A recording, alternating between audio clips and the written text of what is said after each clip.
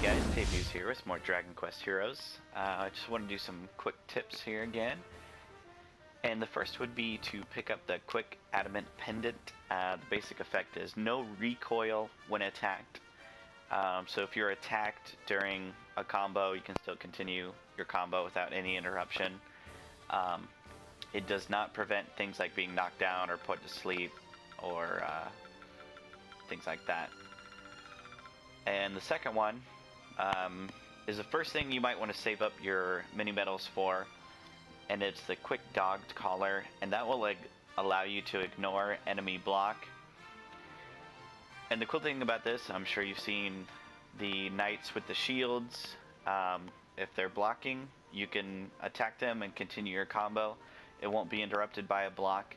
If the enemy is blocking, it still might negate the damage of your first attack, but once their block is broken, you can continue with their combo, and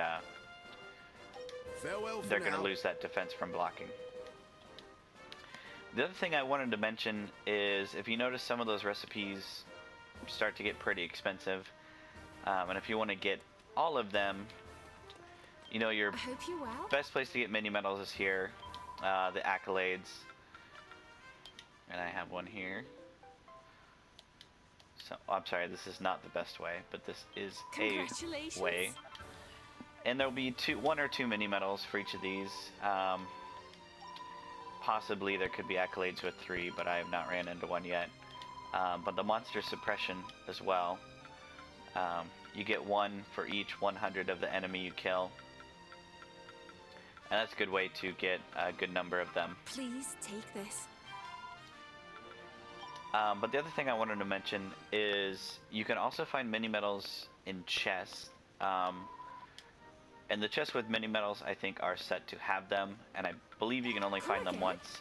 However, if you're doing a side mission, you can be, I don't know if you're randomly rewarded or if it's a very, very low chance of a monster dropping it.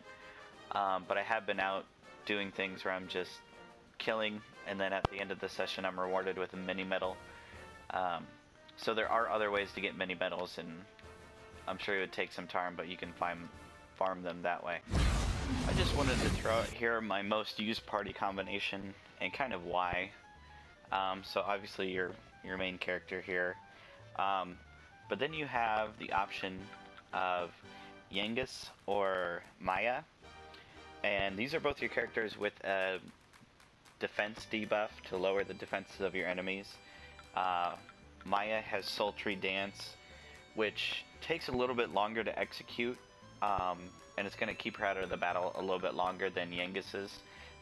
His Helm Splitter ability, which lowers the defense, it's easy attack to pull off and works on pretty much anything.